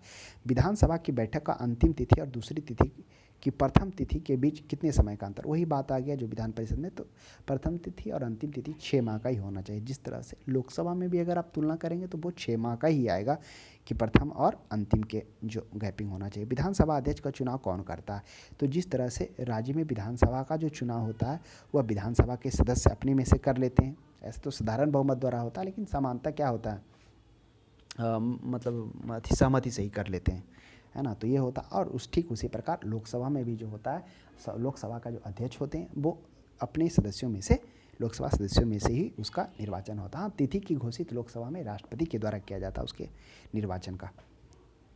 नेक्स्ट देख लीजिए 34 में देख लीजिए अस्थायी विधानसभा अध्यक्ष प्रोटेम स्पीकर की नियुक्ति कौन होता है। प्रोटेम स्पीकर हम लोग जानते हैं। प्रोटेम स्पीकर क्या होता है, जब क्या होता है, जब तक लोकसभा का गठन नहीं होता है, जब तक गठन नहीं होने से पहले बैठक, मान लेते चुनाव हुआ, तो चुनाव होने के बाद जो लोकसभा का जो पहली बैठक होती है, उस बैठक को होने से पहले जो क्या कहता है, तत्काल के लिए बनाया जाता है अध्यक्ष, जो क्या कर सकता है, जो अन्य सदस्यों की नियुक्ति करेगा, तथा तब तक जब तक अध्यक्ष की नियुक्ति नहीं होगा तब तक के लिए जो बने हुए थे उसे प्रोटेम स्पीकर कहते हैं। तो क्या होता है, वो किसके द्वारा किया जाता है?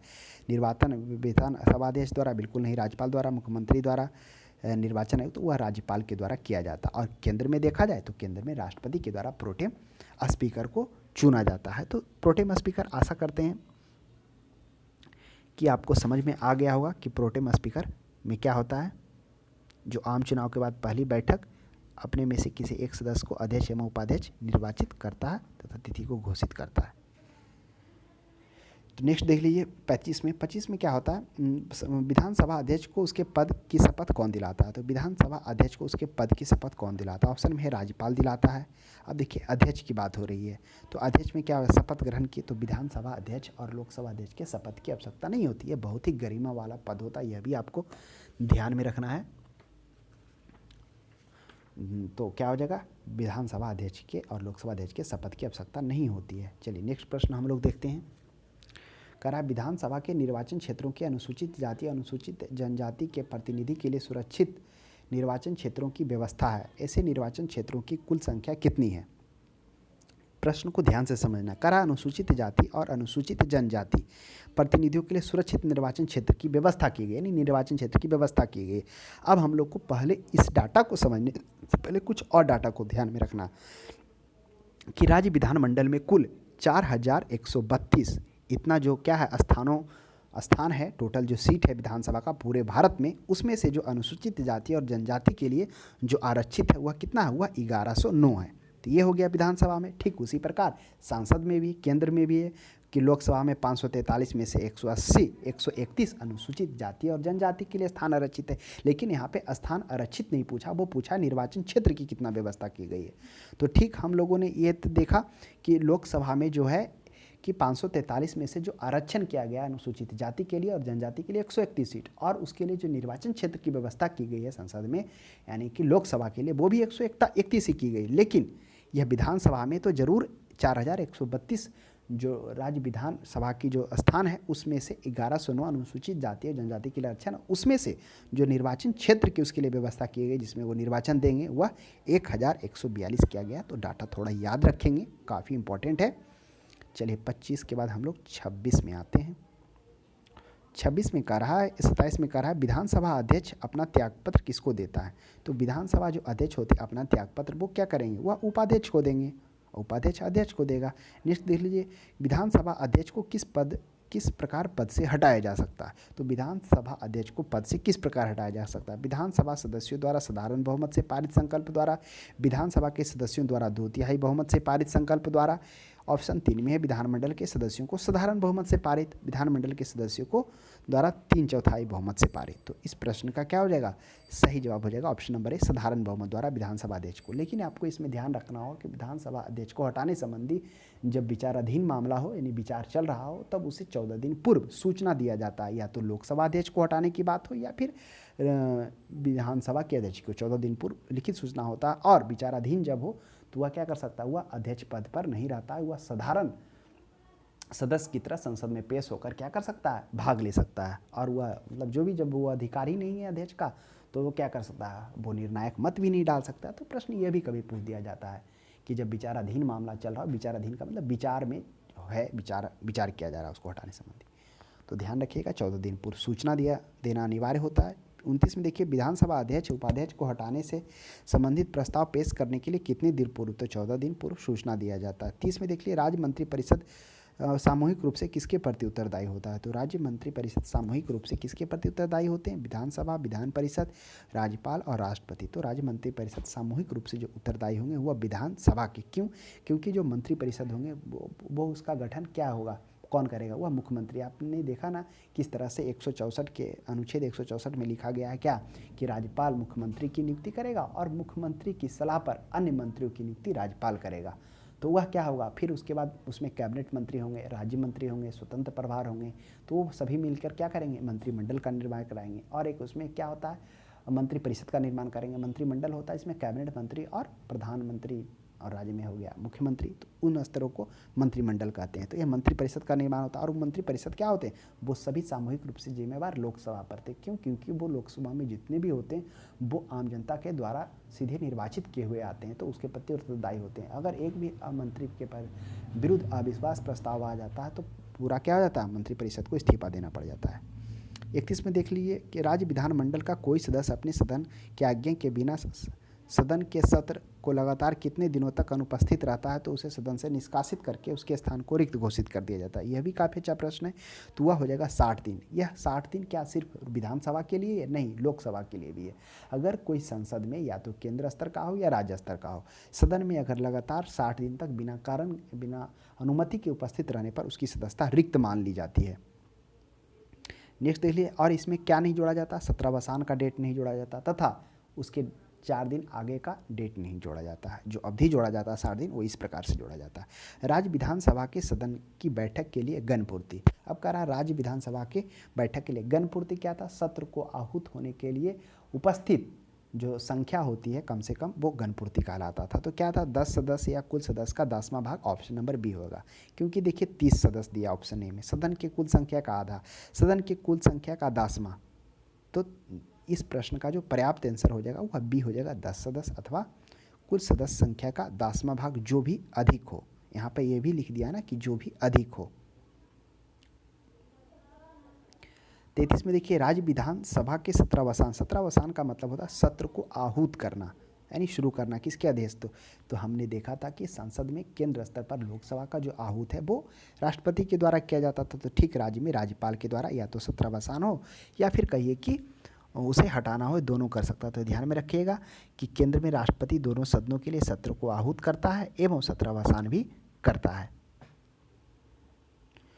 ठीक, राज्य में भी उसी प्रकार हो जाएगा। 34 में देखते हैं विधानसभा का सदस्य रहे बिना कोई व्यक्ति कितने दिनों तक मंत्री पद पर आसीन रह सकता है। तो अभी हमने चर्चा किया कि विधानसभा का सदस्य, अब एक चीज़ जान लीजिए, मंत्री बनने के लिए चाहे वो केंद्र स्तर का हो चाहे वो राज्य स्तर का हो, मंत्री बनने के लिए यह आवश्यक नहीं है कि आप क्या हो, किसी भी सदन का सदस्य हो। लेकिन मंत्री बन जाने के बाद 6 माह के अंदर आपको दोनों में से किसी सदन का सदस्य होना अनिवार्य है, अन्यथा वह अनवैलिड हो जाएगा। तो 6 माह हो जाएगा।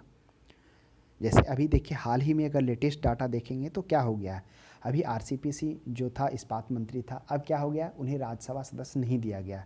तो स्वतः 6 महीना बाद उनका टर्म होगा, क्योंकि वो किसी भी सदन की सदस्यता उनके पास नहीं रहेगी, तो स्वतः उनका क्या हो जाएगा, समाप्त हो जाएगा वो मंत्री।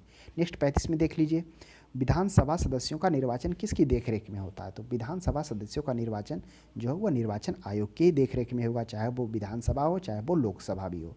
राज्य किस राज्य की विधानसभा में 2 महिलाओं की नियुक्ति राज्यपाल कर सकते हैं? काफ़ी अच्छा प्रश्न है। तो पहले जम्मू कश्मीर में यह प्रावधान था कि 2 महिलाओं की नियुक्ति राज्यपाल कर सकता है, लेकिन अब तो जम्मू कश्मीर को क्या कर दिया गया, राज्य का दर्जा हटाकर उसे यूनियन टेरिटरी बना दिया गया है। 37 में देखिए उत्तराखंड विधानसभा में एक सदस्य नामित किया जाता है। उत्तराखंड विधानसभा में एक सदस्य क्या नामित किया जाता है, वह एंग्लो इंडियन। अब चर्चा करते हैं क्या है एंग्लो इंडियन। वह भारतीय जो समुदाय हैं उनका कोई भी एक परिवार यूरोप के किसी कंट्री में रह रहा हो, चाहे दादा के चाचा हो चाहे दादा के पापा हो, इस तरह से कोई भी उनका एक परिवार उनसे जन्म लिया तो वो एंग्लो इंडियन होता कहलाता है। तो आंग्ल भारतीय में क्या है, अनुच्छेद 331 के तहत यह कहा गया है, 31 नहीं 33 का ही है, विधानसभा है ना, तो राज्य में जो अनुच्छेद 333 के अंतर्गत विधानसभा में अधिकतम एक सदस्य का नाम निर्देशित करने का अधिकार कुछ राज्य के राज्यपाल को दिया गया है, जिसमें से एक आप जानेंगे अभी उत्तराखंड में। लेकिन ऐसा उत्तराखंड का लेटेस्ट डाटा आप एक बार देख लेंगे, शायद इसमें एंग्लो इंडियन को बढ़ाने का बात नहीं किया गया, तो 2022 में ये खत्म हो जाएगा एंग्लो इंडियन उत्तराखंड में। एक झारखंड में भी है, ये दो तो हमें डिटेल है, बाकी आप थोड़ा सा आप भी एक बार अपडेट हो लेंगे। तो ये था। और केंद्र में अगर बात की जाए तो अनुच्छेद 131 में कहा गया, 131 में क्या कहा गया है, उसमें हम लोगों ने देखा था कि राष्ट्रपति को लोकसभा में आंग्ल भारतीय समुदाय का प्रतिनिधित्व कम प्रतिनिधित्व हो तो 2 आंग्ल भारतीय को वो नियुक्त कर सकता है। तो ये तो था केंद्र स्तर पर लोकसभा में। नेक्स्ट देख लेते हैं निम्नलिखित में से कौन सा सत्य है। अब सत्य को हमें ढूंढना है। पहला है जम्मू कश्मीर विधानसभा की अवधि 6 वर्ष की होती थी। हाँ, जब जम्मू कश्मीर क्या था, यूनियन टेरिटरी नहीं बना था, तब 6 वर्ष की अवधि था, बिल्कुल सही है। जबकि अन्य राज्यों में विधानसभा 5 वर्ष की अवधि थी, यह सही है। दूसरा में आते राष्ट्रीय आपातकाल की उद्घोषणा। जैसे ही राष्ट्रीय आपातकाल याद करना हुआ, राष्ट्रीय और राष्ट्रपति शासन दोनों अंतर है। राष्ट्रपति शासन के लिए आपातकाल का नहीं उपयोग किया गया संविधान में। तो राष्ट्रीय आपातकाल 352 के तहत जो 3 बार लगा है, हम लोगों ने देखा था। पहला भारत पाकिस्तान के युद्ध हुआ था, तो पहले तो भारत चाइना 1961 में, फिर आप देख लीजिए 1971 में, फिर उसके बाद 75 में इंदिरा गांधी के समय में हुआ था। तीनों की चर्चा बारीकी से क्या हुआ आपात उपबंध में किया गया। इंटरेस्टिंग टॉपिक काफ़ी है। वहाँ पे हम लोगों ने जाना था कि कब किन परिस्थिति में तीसरा इमरजेंसी जो लगा था, लगभग कितना 22 माह की 24 माह का था, उतना दिन तक लगा था, उसकी भी चर्चा हुई। तो विधानसभा में अवधि के लिए 1 वर्ष के लिए बढ़ाया जा सकता है, बिल्कुल सही बात है। सी में आते हैं, राज्यसभा का विघटन उसके गठन के बाद किसी भी समय किया जा सकता है, यह भी सही बात है कि राज्य विधानसभा का विघटन उसके गठन के किसी भी समय बाद किया जा सकता है। उपर्युक्त में से सभी डाटा सही है। 39 में देखिए, कोई विधेयक धन विधेयक है अथवा नहीं, इसका निर्णय कौन करता है? तो कोई विधेयक धन विधेयक है या नहीं, यह अधिकार लोकसभा अध्यक्ष को है केंद्र में, और राज्य में पूछ रहा है तो वह हो जाएगा विधानसभा अध्यक्ष को यह अधिकार है। हाँ, अगर यह प्रश्न यहाँ पे पूछ दिया जाता कि धन विधेयक को प्रस्तुत करने से पहले किसका अनुमोदन आवश्यक है, तो उसका प्रश्न अलग हो जाएगा, वो हो जाएगा राज्यपाल को, और केंद्र में हो जाएगा राष्ट्रपति को। चलिए नेक्स्ट 39 के बाद हम लोग 40 में आकर देखते हैं।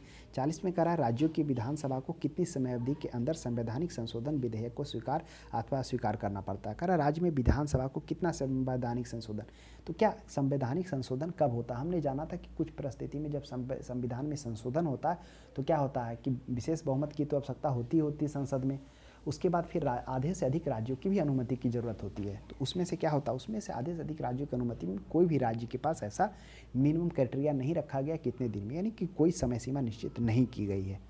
नेक्स्ट देख लीजिए 41 में, भारत में विधानसभा चुनाव किस आधार पर किए जाते हैं? तो क्या है, प्रत्यक्ष के द्वारा किया, तो प्रत्यक्ष का तो नहीं चर्चा हुआ, यहाँ पर वयस्क मताधिकार है तो वयस्क हो जाएगा, क्योंकि 18 वर्ष पहले 21 वर्ष था, फिर 18 वर्ष किया गया, तो 18 वर्ष से ऊपर जो भी है वो भारत में मतदान वयस्क मताधिकार के द्वारा मतदान हो सकते हैं। ऑप्शन में देखिए, एकल हस्तांतरणीय, सिंगल ट्रांसफरेबल वोट, ये राष्ट्रपति का आ जाएगा चुनाव में, फिर विधान परिषद में आ जाएगा। अनुपातिक प्रतिनिधित्व प्रणाली उसी में होता है। ये दोनों टर्म कंडीशन का प्रयोग, राष्ट्रपति, सिंगल ट्रांसफरेबल वोट और समान अनुपातिक प्रतिनिधित्व प्रणाली का प्रयोग। 42 में देख लीजिए, यदि किसी राज्य विधानसभा के निर्वाचन में निर्वाचित घोषित होने वाला प्रत्याशी अपना क्षिप्त राशि खो देता है, यानी क्षिप्त राशि मैंने जो है वह प्राप्त जो देता है वो खो देता है, जमानत जब्त हो जाता है एक तरह से, वह भी सोच सकते हैं आप। तो उसका अर्थ क्या हो गया, मतदान बहुत कम हुआ, यह भी है मतदान बहुत कम हुआ, ये तो ज़्यादा नहीं संतुष्टजनक इसका जवाब है। बहुसदस्यीय निर्वाचन क्षेत्र का निर्वाचन था। चलिए, यह थोड़ा सा है कि बहुसदस्यीय निर्वाचन क्षेत्र का निर्वाचन क्षेत्र था। उसके बाद है, निर्वाचित प्रत्याशी को अपने निकट प्रतिद्वंदी विजय बहुत कम से हुआ। जब निकट प्रतिद्वंदी से कम विजय से होगा तो ये तो कभी क्षिप्त राशि खोएगा ही नहीं। हाँ, ये चौथा कंडीशन जो है, निर्वाचन लड़ने वाले प्रत्याशियों की संख्या बहुत अधिक है, उस कंडीशन में क्षिप्त राशि वो खो सकता है, यानी जमानत भी उसकी जब्त हो सकती है। 43 में देखिए, क्योंकि संख्या अधिक है तो जो उसका जो कंडीशन होता है उतना 10% नहीं प्राप्त होगा तो वो खो देगा। नेक्स्ट देखिए, किसी विधानसभा में कोई धन विधेयक निम्न में से किसकी अनुमति के बिना प्रस्तुत नहीं किया जा सकता। यही प्रश्न था ना जिसकी हम लोग पहले चर्चा की कि धन विधेयक को अनुमति के लिए वह राज्यपाल का अनुमोदन आवश्यक है, केंद्र में राष्ट्रपति का अनुमोदन आवश्यक है। नेक्स्ट देखते हैं हम लोग 44 में आते हैं, राज्यों में मनी बिल प्रस्तुत किया जाता है। तो राज्य में मनी बिल कहाँ प्रस्तुत किया जाता है, तो केवल और केवल विधानसभा में। क्या केंद्र में कहाँ किया जाता है, तो केंद्र में लोकसभा में किया जाता है। यह भी हम लोगों ने जाना कि कोई बिल धन विधेयक है या नहीं, इसका निर्णय करने का अधिकार राज्य में विधानसभा अध्यक्ष को और केंद्र में लोकसभा अध्यक्ष को है। नेक्स्ट देखते हैं 45 में, विधानसभा में किसी दल के निर्वाचित सदस्यों के दल बदल पर निम्नलिखित में से किसने प्रतिबंध लगाया। तो दल बदल में से वह 52वां संविधान संशोधन जो 1985 में हुआ था, वह क्या लगाया, प्रतिबंध लगाया। तो ये दल बदल में जो निम्नलिखित हैं उसके आधार पर यह क्या कर सकता है, दल बदल अधिनियम लागू हो सकता है उस पर। पहला है कि अगर कोई सदस्य, चलिए मतलब इसको थोड़ा समझ लेते हैं। विधानसभा में क्या है कि पहला आ गया है कि कोई सदस्य क्या हो, स्वेच्छा से जिस राजनीतिक दल से वो खड़ा हुआ है स्वेच्छा से वो त्याग कर दे, उस कंडीशन में। दूसरा कंडीशन है कि क्या हो, कोई भी राजनीतिक दल, कोई भी पार्टी है, उसके विरुद्ध में उसके जो विधायक हो गए, उसके जो सदस्य हो गए, विरुद्ध में मतदान करते हैं या कहने पर मतदान नहीं करते, तो 15 दिन के क्षमादान नहीं होने के बावजूद उसका क्या हो जाएगा, सदस्यता रद्द कर दिया जाएगा। तीसरा है कि कोई भी निर्दलीय दल कोई राजनीतिक दल में शामिल हो जाता तब हो जाता। और चौथा है, मनोनीत सदस्य जो हैं सदस्यता ग्रहण कर, जो मनोनीत सदस्य किए गए हैं राष्ट्रपति के द्वारा, सदस्यता ग्रहण करने के 6 महीने के अंदर में अगर कोई राजनीतिक पार्टी में चले जाते हैं तब उनकी सदस्यता रद्द हो जाती है। 4 कंडीशन को ध्यान में रखिएगा थोड़ा, कौन कौन था चला? पहला हम लोगों ने देखा था अगर स्वेच्छा से दे देता है तो, फिर दल के विरुद्ध मतदान करने पर या नहीं करने पर तब, उसके बाद निर्दलीय सदस्य को मनोनीत सदस्य में शामिल हो जाने पर तब, फिर मनोनीत सदस्य को 6 माह के अंदर में शामिल हो जाने पर किसी राजनीति तब। तो ये हो जाएगा 52वां संविधान संशोधन जो 1985 ईस्वी में हुआ था। उसी के आधार पर दल बदल अधिनियम, दल बदल लाने का कारण था, अगर आप 1985 से पहले देखिए कि इतना उठा पटक हुआ है राजनीतिक में, अस्थिरता देखने को मिला है, तो उस अस्थिरता से ही सीख लेकर ये कानून को लाया गया ताकि स्थिरता को प्राप्त किया जा सके। 40 में देखिए राज्य विधानसभाओं में आंग्ल भारतीय समुदाय के लिए प्रतिनिधित्व का प्रावधान संविधान के किस अनुच्छेद में किया गया था? हमने चर्चा किया कि राज्य में अनुच्छेद 133 में कहा गया है कि राज्य सरकार को आंग्ल भारतीय समुदाय को मनोनीत करने का कुछ राज्यों में कुछ राज्य सरकार को अधिकार दिया गया है, जिसमें से हम लोगों ने जाना था उत्तराखंड और झारखंड के बारे में चर्चा हुई थी। अनुच्छेद 131 में हम लोगों ने जाना था कि लोकसभा में अगर आंग्ल भारतीय समुदाय का प्रतिनिधित्व कम प्रतीत होता है तो उस कंडीशन में कौन क्या कर सकता है? ये राष्ट्रपति उसे नियुक्त कर सकता है। चलिए 47 में आते हैं। 47 में कह रहा है निम्नलिखित में भारत में निम्नलिखित राज्यों में से किस राज्य की विधानसभा सीटों की संख्या सर्वाधिक है? तो भारत के निम्नलिखित राज्यों में किस विधानसभा सीट, तो इसकी चर्चा हम लोग विस्तार से किए थे कि सबसे ज़्यादा यूपी में है। यूपी के बाद पश्चिम बंगाल में कितना है? पश्चिम बंगाल में 294 है, तो आप ध्यान में रखिएगा। बिहार में 243 है, मध्य प्रदेश में 230 है। तो इन सभी के बारे में हम लोगों ने इससे पहले वाले प्रश्न में भी चर्चा किया था कि 5 जो शीर्ष राष्ट्र हैं किसके क्षेत्र में? विधानसभा के सीटों के क्षेत्र में। पहला यूपी था 403 के साथ, दूसरा पश्चिम बंगाल 294 के साथ, तीसरा महाराष्ट्र 288 के साथ, और चौथा गुजरात 243 के साथ, और पाँचवा था तेलंगाना 234 या 35 के साथ में। तो ये तो क्रम था विधानसभा का। अब थोड़ा सा ये भी जान लेते हैं कि जो क्रम है वहाँ पे लोकसभा की सीटों की संख्या कितनी थी। जैसे क्या हो गया, लोकसभा सीट में बात की जाए यूपी में लोकसभा सीटों की संख्या 80, पश्चिम बंगाल में लोकसभा सीटों की संख्या पश्चिम बंगाल में हो गया 42, और महाराष्ट्र में हो गया 48, और उसके बाद हो गया गुजरात में शायद 25 था। तो एक बार थोड़ा सा देख लेंगे आप लोग। तो ये था क्रम था। 48 में देखिए राज्य विधानसभा तथा लोकसभा में महिलाओं की आरक्षण बिल में कितने आरक्षण की बात की गई? जो कहा गया है कि राज्य विधानसभा और लोकसभा में महिलाओं के लिए जो आरक्षण बिल प्रावधान किए गए वो क्या किया गया? 30%, 36%, 35%, 33%। ये 33% है, यह आरक्षण का प्रावधान किया गया, चाहे वो राज्य का विधानसभा हो चाहे वो लोकसभा में, उसमें महिलाओं को इतना % आरक्षण दिया जाएगा। तो ये आज हम लोगों ने देखा विधानसभा तथा विधान परिषद से रिलेटेड कुछ कॉन्सेप्ट, कुछ प्रश्न, और जो भी महत्वपूर्ण कॉन्सेप्ट बन सकते थे उन पे भी हम लोगों ने चर्चा किया, जिनसे एग्जाम में प्रश्न पूछे जा सकते हैं। तो आज के लिए इतना ही। अब हम लोग किसी नेक्स्ट टॉपिक के साथ मिलते हैं।